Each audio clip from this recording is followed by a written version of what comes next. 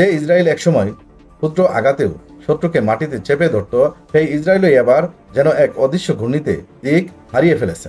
কারণ প্রতিপক্ষ এবার আর কেউ নয়, বরং বছরের পর বছর যাকে নিয়ে চলছিল গোপন অপারেশন, গুপ্তচর ভিত্তি আর কূটনীতিক টানাপোড়েন, সেই ইরান এখন সরাসরি যুদ্ধের মাঠে নেমে পড়েছে।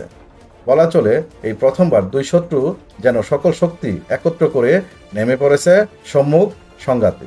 একদিকে ইসরায়েল অত্যাধুনিক ফাইটার জেট, গাইডেড মিসাইল ও পারমাণবিক অস্ত্র সমৃদ্ধ প্রতিরক্ষা ব্যবস্থা, অন্যদিকে Iran ballistic missile, submarine, drone এবং গোপন পারমাণবিক সক্ষমতার গুঞ্জন নিয়ে মাঠে।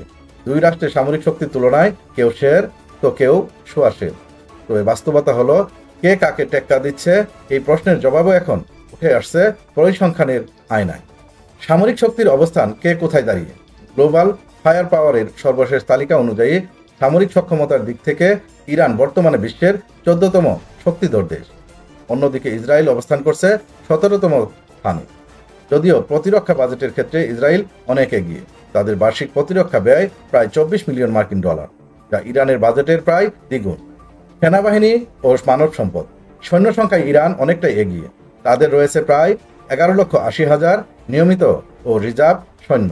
তুলনায় ইসরায়েলের মোট সৈন্য সংখ্যা 6,70,000, যার মধ্যে রিজার্ভ সৈন্য প্রায় 4,65,000। তবে প্রশিক্ষণ ও প্রযুক্তি ব্যবহারে ইসরায়েলকে অনেকটাই আধুনিক ও কার্যকর বলেই মনে করেন বিশ্লেষকরা।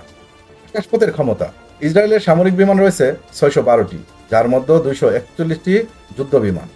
ইরান কিছুটা পিছিয়ে, তাদের বিমান 551টি, যুদ্ধ বিমান 186টি।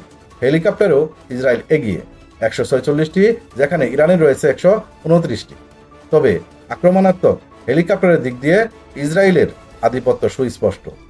স্থল ও সমুদ্র শক্তি, ইরান ট্যাঙ্ক ও সাজোয়াজান ব্যবহারে বড়সড় ব্যবধান তৈরি করেছে। তাদের রয়েছে প্রায় 996টি ট্যাঙ্ক এবং 65,000 সাজোয়াজান। তুলনায় ইসরায়েলের ট্যাঙ্ক আর সাজোয়াজান 43,000-এর কিছু বেশি। আর্টিলারি এবং রকেট আর্টিলারির ক্ষেত্রেও ইরান এগিয়ে। নৌবাহিনীতে ইরানের দাপট আরও স্পষ্ট। তাদের রয়েছে 101টি যুদ্ধজাহাজ ও 19টি সাবমেরিন, ইসরায়েলের তুলনায় অনেকটাই বেশি। ইসরায়েলের সাবমেরিন মাত্র 5টি, যুদ্ধজাহাজও তুলনামূলক কম। পারমাণবিক অস্ত্র কার হাতে, কত শক্তি? এখন প্রশ্ন উঠেছে, এই যুদ্ধ যদি পারমাণবিক পর্যায়ে পৌঁছে যায় তাহলে কারা তৈরি?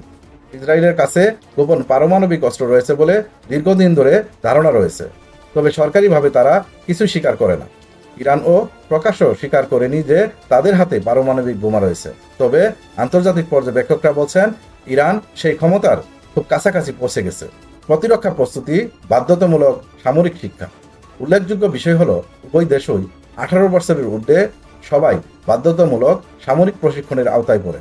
ফলে প্রয়োজনে সাধারণ নাগরিকদেরও যুদ্ধে নামানোর সক্ষমতা রয়েছে। ইরান ও ইসরায়েলের এই সামরিক উত্তেজনা শুধু দুটি দেশের নয়, গোটা মধ্যপ্রাচ্য এমনকি বিশ্ব রাজনীতির ভারসাম্যকে নাড়িয়ে দিচ্ছে। এখন দেখার বিষয়, এই শক্তির লড়াই কেবল দখলদারির মধ্যে সীমাবদ্ধ থাকে নাকি তা রূপ নেয় আরও ভয়াবহ সংঘাতে।